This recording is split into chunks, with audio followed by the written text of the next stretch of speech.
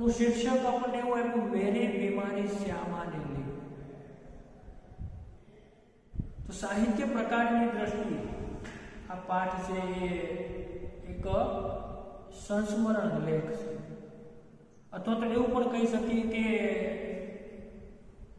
જાણીતા ફિલ્મ અભિનેતા જે અમિતાભ બચ્ચન છે, એમના પિતા શ્રી હરિવંશરાય બચ્ચન દ્વારા લખવામાં આવેલો આ એક સંસ્મરણનો લેખ છે, અથવા તો એમનો એ આત્મકથાંશ છે એવું પણ આપણે અહીંયા કહી શકીએ. તો અહીંયા આજે પાઠનું શીર્ષક છે મેરી બીમારી શ્યામાને લી. तो विद्यार्थी मित्रों, श्यामा हरिवंशराय बच्चन जी की पहली पत्नी थी और जब हरिवंशराय बच्चन जी जब बीमार थे उसी वक्त श्यामा ने हरिवंशराय बच्चन जी की इतनी सारी उनकी सेवा की, इतनी सारी उनकी सेवा की, यानी कि उन्होंने तन मन और धन से उसकी सेवा की. तो ये सेवा करते करते जो हरिवंशराय बच्चन जी की पत्नी जो श्यामा है वो बीमार हो जाती है और उसी बीमारी के वजह से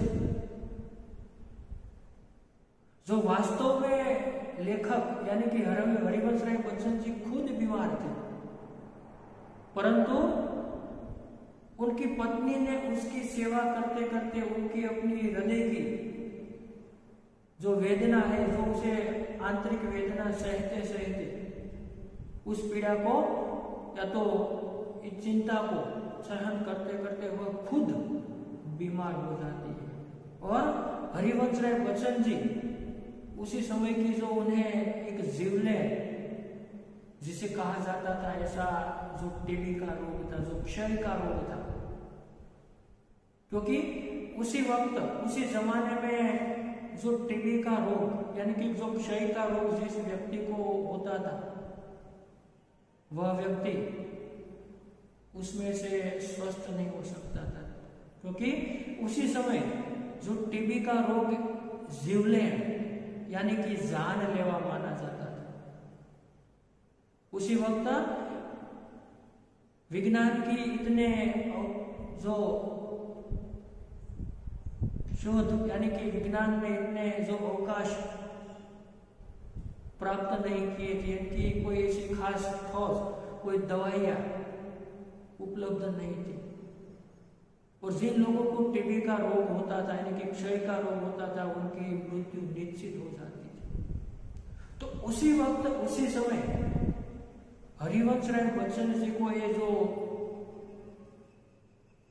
क्षय का यानी कि टीबी का ये रोग होता है, जो इसी रोग की वजह से हरिवंशराय बच्चन उसका हिम्मतपूर्वक सामना करता है, फिर भी उसकी अपनी पत्नी उसे बार बार जो अपनी नौकरी पर जाते थे, पढ़ाते जाते थे, ट्यूशन में जाते थे यानी कि क्लास चलाने जाते, उसी सभी काम से वह छुड़वाती है और घर पर बैठकर आराम करने को बार बार कहती है. परंतु ये बच्चन जी उसी वक्त उसकी जो आर्थिक परिस्थिति थी वो इतनी मजबूत नहीं थी. उनका जो छोटा भाई था वो भी इतना ज्यादा कमा नहीं सकता था, इसलिए उन्हें आर्थिक परिस्थिति की वजह से, अपनी मजबूरी की वजह से उन्हें नौकरी भी करनी पड़ती थी, साथ साथ ट्यूशन भी करना पड़ता था, और उसके साथ साथ वो लेखन कार्य भी करते थे, और उसके जो पुस्तक में से कुछ बिक्री होती थी उसकी जो कुछ आय होती है यानी कि जो आवक आय होती है उनकी वजह से उनका गुजारा चलता था. और उसी वजह से वो अपना काम छोड़ना नहीं चाहते थे, क्योंकि अगर जो स्कूल में वो छुट्टी रख दे, अपने ट्यूशन क्लास में जाने को बंद कर दे, तो घर चलाना उनके लिए मुश्किल हो जाता. तो इसी वजह से वे काम नहीं छोड़ते थे, और उसके साथ साथ उनके ऊपर थोड़ा बहुत 400-500 रुपये का उसी जमाने में उन्होंने कर्ज भी किया था, और वह भी उसे अदा करना था या तो भुगतना था. तो इन सारी चिंताओं की वजह से बच्चन जी ये भारी रोग के कारण, बुखार के कारण, खांसी के कारण, जुकाम के कारण, ये बीमारी में भी सतत यानी कि लगातार वह काम करते रहते थे। फिर एक दिन उसकी बीवी यानी कि जो श्यामा है उसे कह देती है कि भाई तुम आराम करो, छुट्टी ले लो, स्कूल में से छुट्टी ले लो, ट्यूशन जाना बंद करो, दवाइयाँ लो, इलाज करवाओ। अगर तुम्हारा जो एक कर्जा है, तुम मर जाओगे तो मैं आपका कर्जा उतार दूंगी। ऐसा एक ब्रह्मास्त्र अपने पति के ऊपर रख देते। तब मुखर्जी जो बच्चन जी को ऐसा होता है कि वे अपनी पत्नी इसी प्रकार मुझे कहे तो मेरे लिए ये गौरव की बात नहीं होगी। मेरी पत्नी मेरा कर्ज उतारे मेरे लिए अच्छी बात नहीं होगी। तो इसी प्रकार से वह अपनी पत्नी की वजह से इलाज करवाने के लिए जाते हैं। एलोपैथिक जो महंगी दवाई होती है वो शुरू करते हैं। उससे उसकी जो आर्थिक जो परिस्थिति है वह बहुत ज्यादा खराब हो जाती है।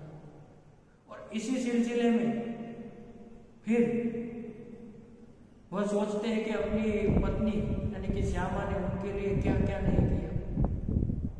तो इसी वजह से वह नुस्खे करते हैं, जो इलाज करवाते हैं, लुई पुणे का इलाज करवाते हैं, एलोपैथिक दवाइयों का इलाज करवाते हैं, सभी प्रकार के इलाज करवाते हैं। और मन मजबूत करके वह धीरे धीरे उसमें से, इस रोग में से मुक्त होने के लिए यानी कि मुक्त हो जाते हैं। तब ऐसा होता है कि अपनी पत्नी अपने पति की इन सारी चिंताओं की वजह से जब से ये बच्चन जी, हरिवंश राय बच्चन जब इस रोग से मुक्त होते हैं, उसी वक्त अपनी पत्नी श्यामा ने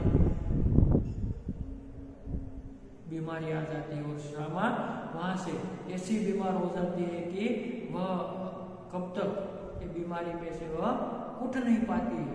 और यहाँ तक कि 8-10 महीने की लंबी बीमारी के बाद श्यामा की मृत्यु हो जाती है।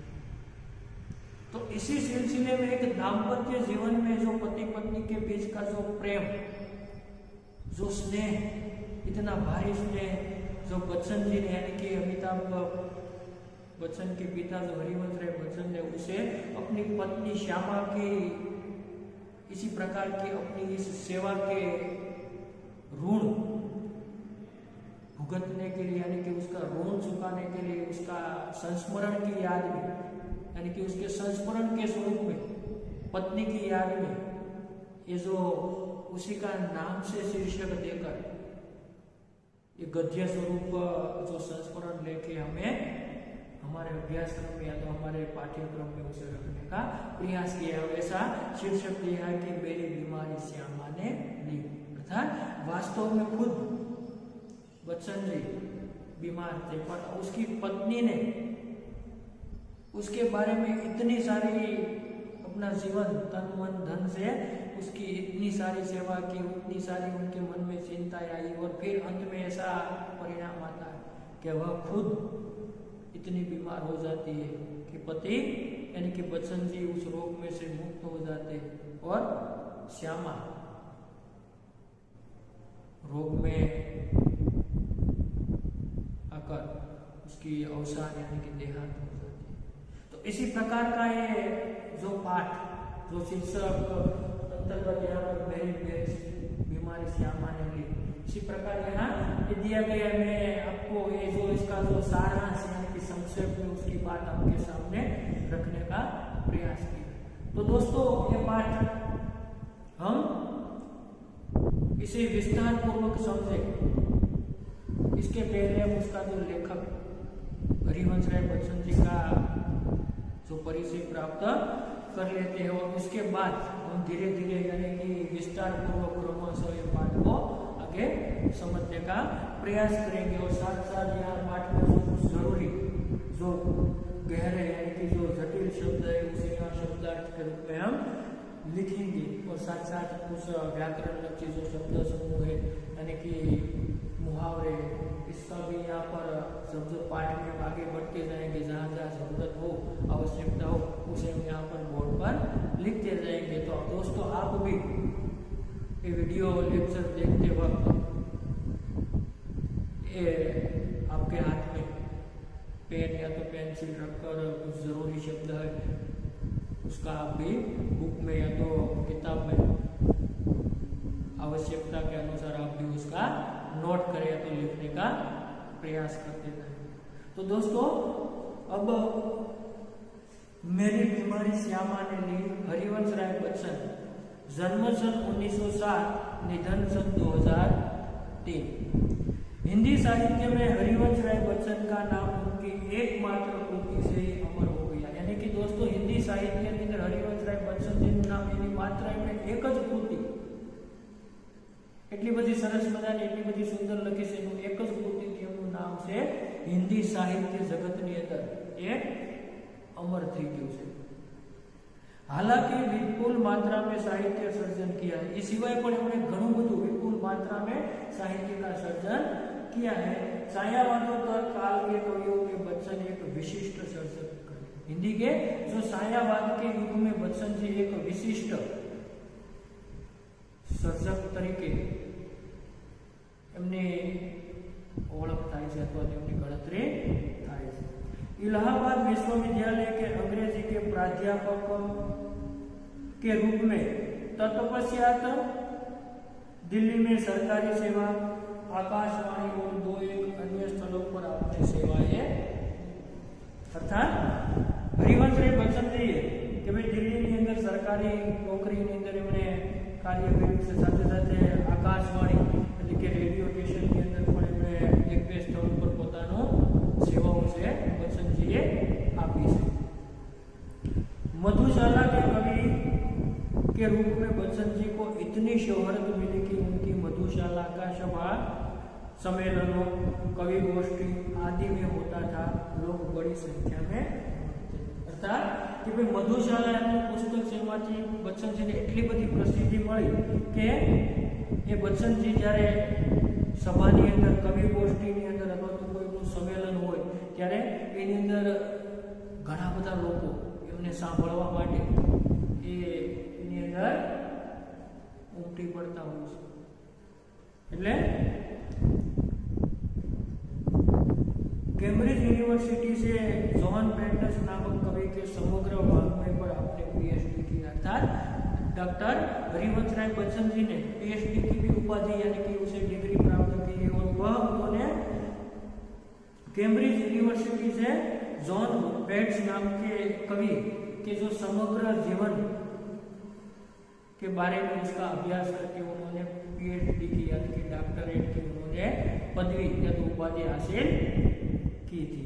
केंद्रीय मंत्रालय दिल्ली ने अपने आप में दिल्ली विशेषज्ञ के रूप में अप्रतिम कार्य किया, એટલે કે કેન્દ્ર સરકારની અંદર એમને એક મંત્રાલયની અંદર એક વિશેષજ્ઞ તરીકે એક માર્ગદર્શક તરીકે પણ બચ્ચનજીએ સેવાઓ આપી છે, તો તેને અપૂર્વ એવું કાર્ય કરેલું છે।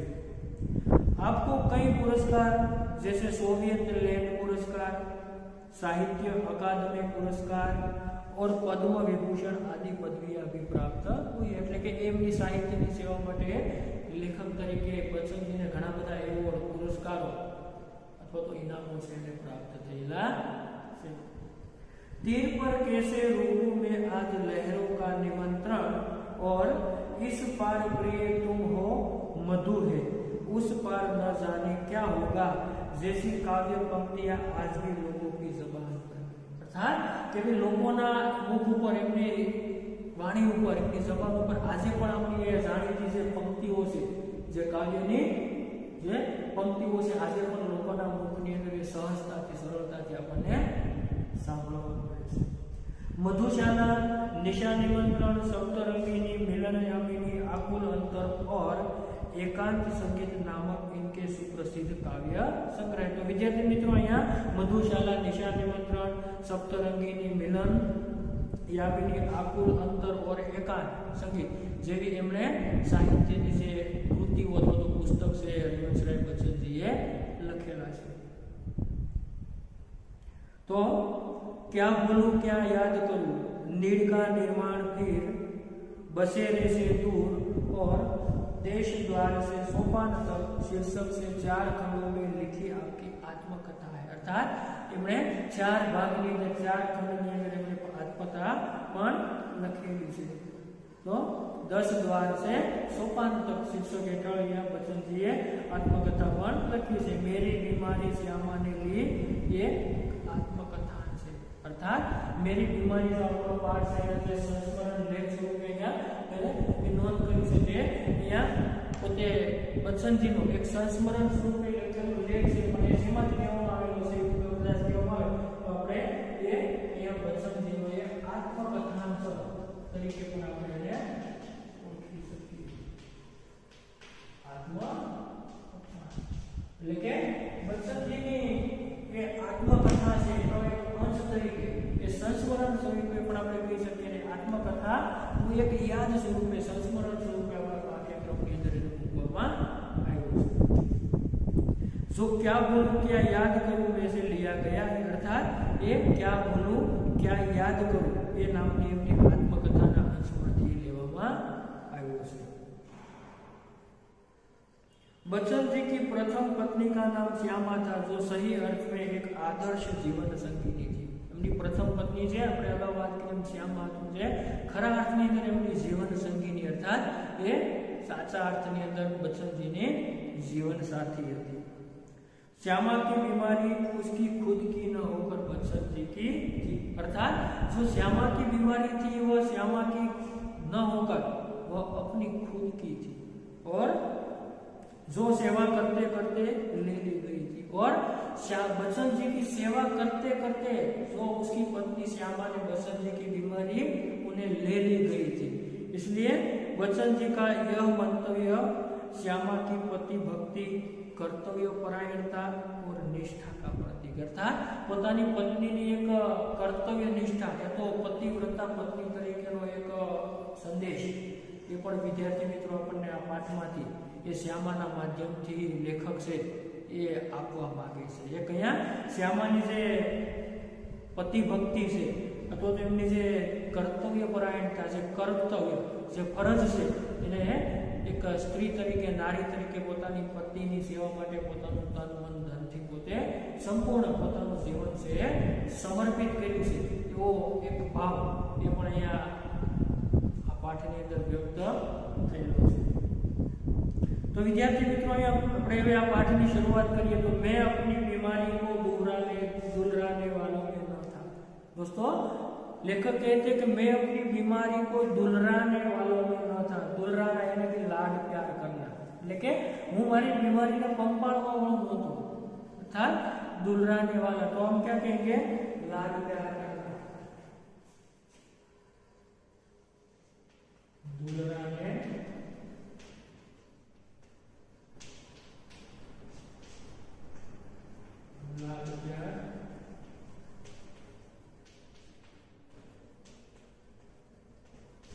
मैं अपनी बीमारी को दुलराने वालों में नहीं था। सच कहूं तो मैं अपनी बीमारियों के प्रति प्राय निर्भय था। अर्थात बच्चन जी कहते जो खरेखर हकीकत कहूं तो मारी बीमारी प्रति हमेशा निर्भय હતો। મને બીમારીથી કોઈ પણ પ્રકારનો ડર હતો नहीं। शायद मैंने गांधी जी के लेख में कहीं पढ़ा था कि बीमार होना अपराध है। हमें जो शरीर दिया गया है उसे हम स्वस्थ न रखें तो हम अपराधी तो है ही। बच्चन जी स्पष्ट रीति से ऐसा मानते हैं कि गांधी जी ने कहीं पर कहा है कि बीमार होना ये हमारे लिए एक अपराध है, क्योंकि हम बीमार कब पड़ते? हम खाने पीने में, रहन सहन में कुछ प्रकार की जब लापरवाही रखते हैं तभी ही हम बीमार पड़ते हैं। इसलिए यहाँ पर ये लेखक ने बताया कि गांधी जी के शब्दों में कहे तो बीमार पड़ना अपराध है और सही तौर पर अपराधी को दंड मिलना चाहिए। तो इसी प्रकार तो कहते हैं कि हमें जो शरीर दिया है उसे हम स्वस्थ न रखें तो अपराधी है, और जो भगवान ने हमें जो शरीर दिया है उसे हम जो स्वस्थ न रख सके हमारी लापरवाही से बेपरवाह से, तो ये हमारे लिए अपराधी होगा। मैं इस तर्क को कुछ और आगे ले गया था, और इस जो ये तर्क, ये विचार को मैं कुछ आगे ले गया था। तर्क यानी कि दोस्तों विचार।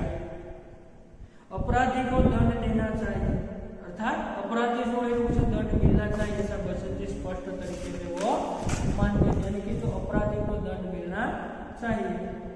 मुझे जब कभी कभी छोटी छोटी बीमारी होती, जुकाम, बुखार, खांसी, सिर दर्द, तो मैं खाट पर न लेता। यानी कि बच्चन जी कहते हैं मुझे कुछ छोटी छोटी बीमारी होती, जुकाम, सर दर्द, बुखार यानी कि ताव, सर्दी, उधरस, मानो, तभी मैं खाट पर न लेता। खाट यानी कि यहाँ चारपाई, यानी कि खाट लो, पलंग। क्या मुझे जब ऐसी छोटी छोटी बीमारी होती तो मैं चारपाई पर नहीं लेता, यानी कि मैं आराम कभी नहीं करता था और फिर अपने से काम लेता। मैं जब बीमारी के वक्त में अपने शरीर से, अपने आप से और यानी कि ज्यादा से ज्यादा काम लेने का मैं प्रयास करता था, यानी कि ज्यादा काम लेता।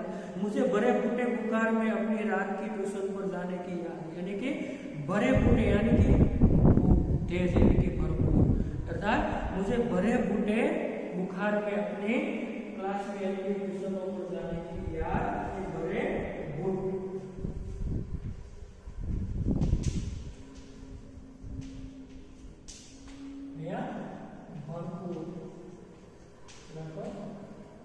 ज्यादा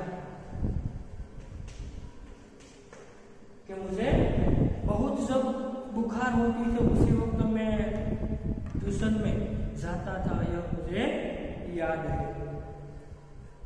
बुखार की गर्मी और तेजी में तो मैं और जोश से पढ़ाता। मजदूरी करके रोटी कमाने वालों को बीमार पड़ने का क्या अधिकार। यानी कि बच्चन जी कहते हैं कि बुखार की गर्मी में, तेज में और जुस्से के साथ और उत्साह के साथ और ज्यादा पढ़ाता था।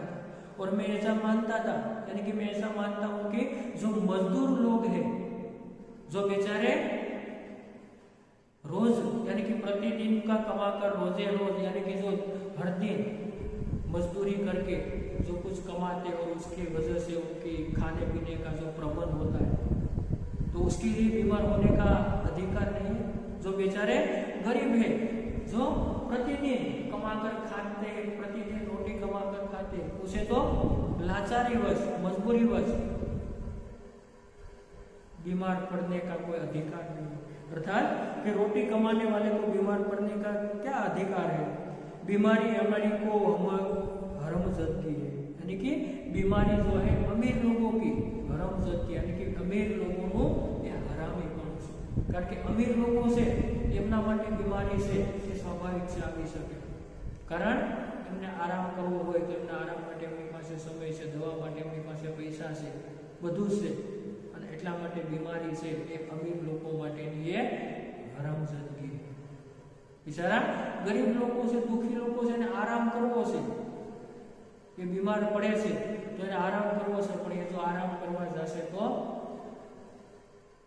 એમનું ભૂખ્યા રહેશે, એમની રોજે રોજની રોજગારી છે મળતી બંધ થઈ જશે, એટલે બિચારા એ બીમારીની અંદર પણ એ સતત પોતાની લાચારીથી મજબૂરીથી એ કાર્યરત રહે છે। गरीबों को उसे अपने पीछे न लगाना चाहिए, यानी कि गरीब लोगों को बीमारी ने गणकारी ना चाहिए, पीछे लगाना नहीं चाहिए।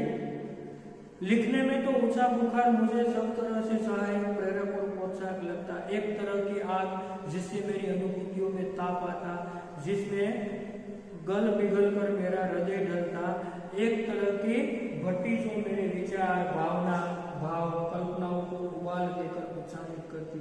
यह तो मैं नहीं कहूंगा कि बुखार में मैं अदबदा कर लिखता था, पर अगर मैं लिखना चाहता था तो बुखार मेरे लिए कोई बाधा नहीं बन सकता था।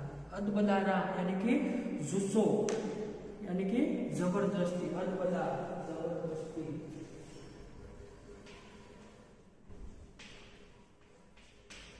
जबरदस्ती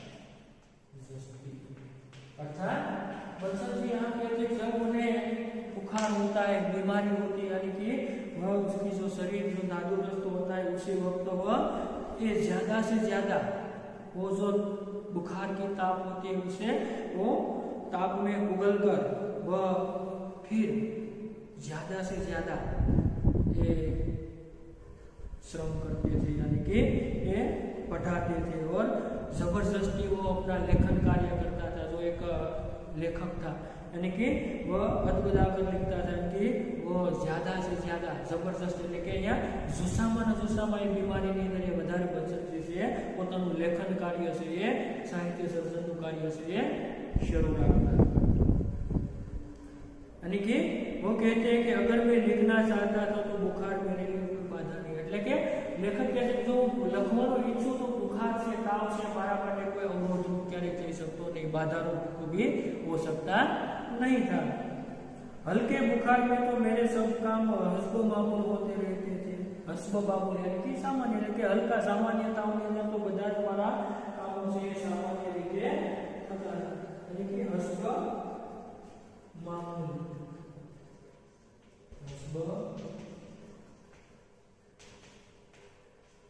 ये सामान्य अर्थात ये नियमित हल्का ताव के बीमारी अंदर दरेक कार्यों से सामान्य रीते ये सरलताथी नियमित रीते थता था। कोई मेरा बदन छूकर कभी कहता था कि तुम्हें तो बुखार है, तो मैं पट से जवाब देता। यानी कि कोई मेरा बदन छूकर मुझे कहता तुम्हें तो बुखार है, तो मैं उन्हें पट से जवाब देना। दोस्तों ये मुहावरा है, पट से जवाब देना, यानी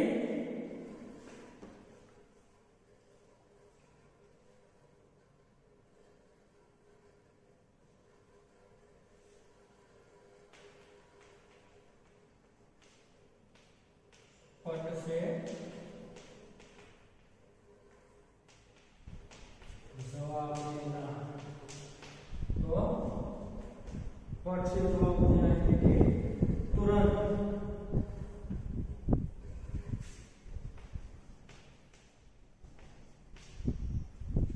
या निर्भय होकर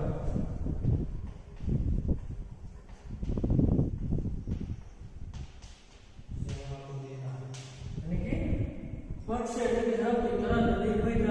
डर रखा मेरा जवाब आप भी सकते हो। कहता कि बुखार है और मैं भी हूँ। क्या कहता बच्चन जी कि बुखार है और मैं भी उसके साथ साथ हूँ।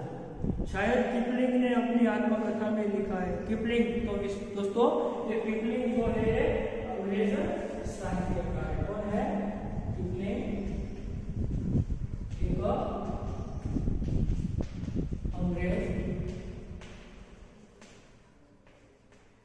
साहित्यकार, अर्थात उन्होंने बहुत अच्छी कहानियां उसने साहित्य में लिखी थी। कि भी कहते हैं कि शायद किपलिंग ने अपनी आत्मकथा में लिखा है कि कभी कभी उसे बुखार में भी काम करना पड़ता था। लेकिन किपलिंग ने आत्मकथा में लिख्યું છે કે મને ક્યારેક ક્યારેક તાવની અંદર એટલે કે બીમારીમાં પણ કામ કરવું પડતું। तो और जब वो बुखार में होता था तो वो अच्छी कहानियां लिखता था। और साथ साथ हमने એવું પણ લખ્યું કે જ્યારે તાવ હોય ત્યારે વધારે સારી રીતે કહાનીઓ છે વાર્તાઓ છે પોતે લખી છે તો લખી શક્યા છે। बुखार में कम लिखने की मुझे याद है। अर्थात बच्चन जी कहते हैं कि बुखार में कम लिखने के लिए मैं ओछू लिख्યું મને याद नहीं। वह कैसा बन पड़ा इसका निर्णय मैं न देना चाहूंगा। प्रसंगवश मुझे याद आ गया है कि अपनी दो चट्टाने को कि तो सबसे बड़ी कविता छात्र के नोबेल पुरस्कार ठुकरा देने पर वो दो चट्टान अथवा सिसिफस बरकत हनुमान मैंने प्लूरिसी में पढ़ी पढ़ी लिखी। अर्थात बसंत जी कहते हैं कि उनकी जो प्रसिद्ध जो रचना है दो चट्टान, उन्होंने ये जो एक छात्र है, छात्र यानी कि फ्रेंच यानी कि जर्मन साहित्यकार का यहाँ पर उल्लेख है कि जिन्होंने अपना नोबेल पुरस्कार ठुकरा देने पर और साथ साथ दो चट्टान सिसिफस बरकत हनुमान। जो सिसिफस एक कोरिंथ का राजा था, उनका नाम हमें ग्रीक साहित्य में देखने को मिलता है।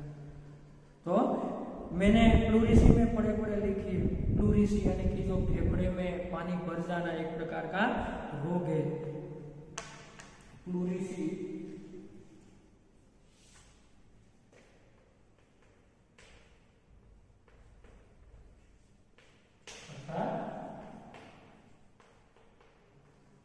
फेफड़े में पानी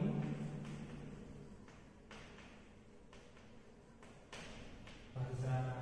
लेकिन बच्चन जी कहते हैं कि सारी जो रचनाएं उन्होंने अपनी बीमारी में फ्लोरेसी में पड़े पड़े लिखी थी। बहरहाल जब मैं अपनी जवानी पर था, बीमारी मुझे पराजित न कर सकती, यानी कि હું જ્યારે પોતે મારી યુવાનીમાં હતો ત્યારે બીમારી મને પરાજિત કરી શકતી નહોતી। અર્થાત મારો ઉત્સાહ છે वो तो कि હું બીમારીને ગણકારતો નહોતો, ધ્યાનમાં લેતો નહોતો। मैं ही अपनी जिद से बीमारी को पराजित कर देता था, अर्थात હું खुद મારી जिद थी, મારી हठ थी, હું बीमारीને पराजित કરી દેતો હતો। बुखार बुखार आखिर कितने दिन चलता, विश्राम तिवारी कहा करते थे। लेकिन ताव ताव आखिर कितना दिवस સુધી ચાલે, विश्राम तिवारी कहा करते थे, मार के पीछे भूत भागे। मैंने अपने प्रयोग से सिद्ध कर दिया था, काम के पीछे लेके मार के पीछे भूत भागे। एक कहावत के स्वरूप में किसी भी तरह से समस्या का हल करना, मार के पीछे भूत भागे।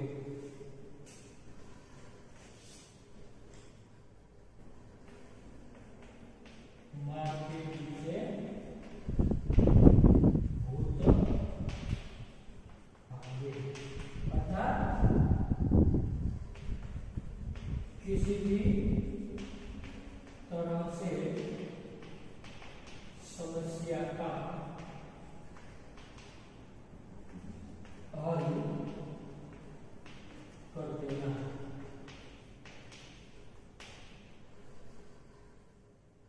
मार के पीछे भूत भागे, यानी कि विश्राम तिवारी, यानी कि किसी भी तरह से जो समस्या है उसका हल कर देना, ऐसा जो विश्राम तिवारी करती है। तो मैंने अपने प्रयोग से सिद्ध कर दिया। बच्चन जी कहते हैं कि मैं मारा પોતાના પ્રયોગથી સિદ્ધ કરી દીધું, કામ के पीछे बुखार भागे। એટલે કે મારના પાછળથી એ ભૂત ભાગે કે ન ભાગે, પણ કામની પાછળ, એટલે કે કામ કરવાથી, સતત મહેનત કરવાથી એ બુખાર છે એ અવશ્ય ભાગે છે।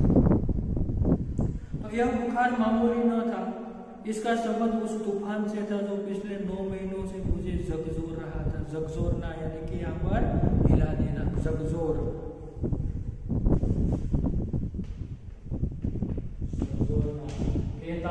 जो सामान्य नहीं था, हिला देना।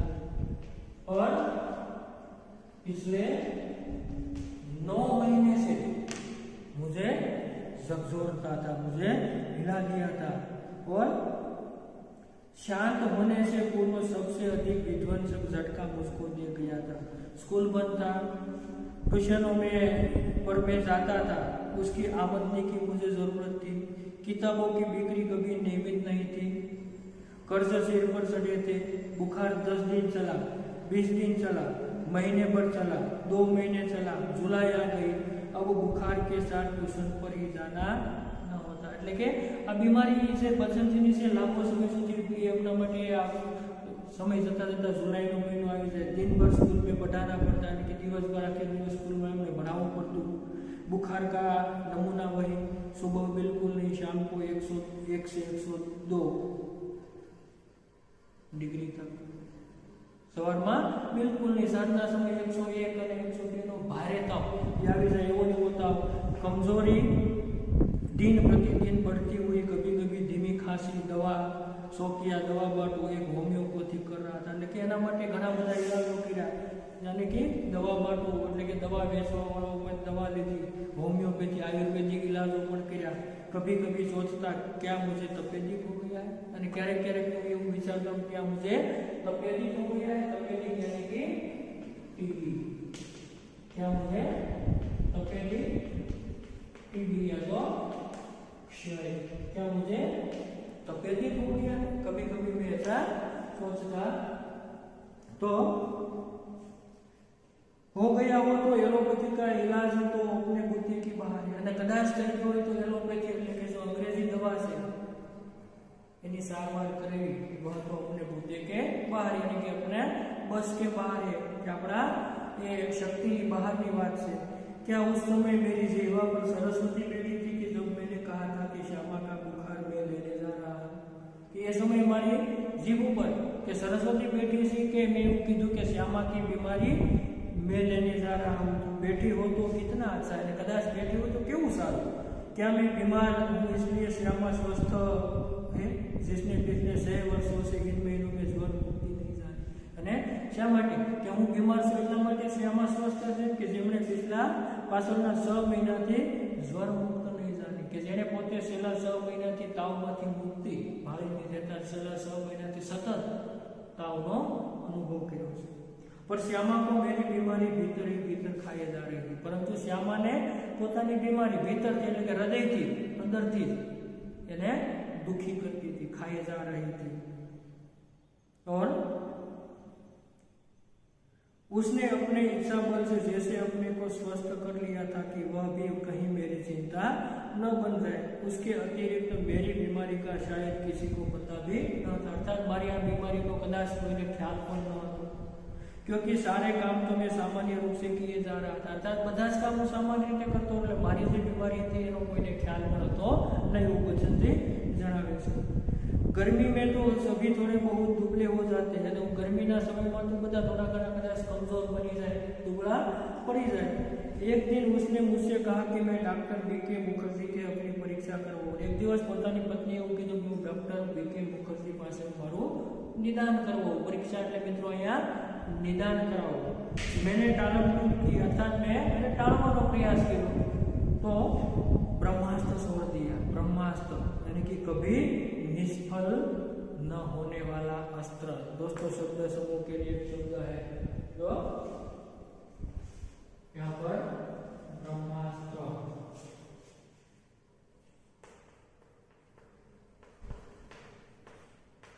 कभी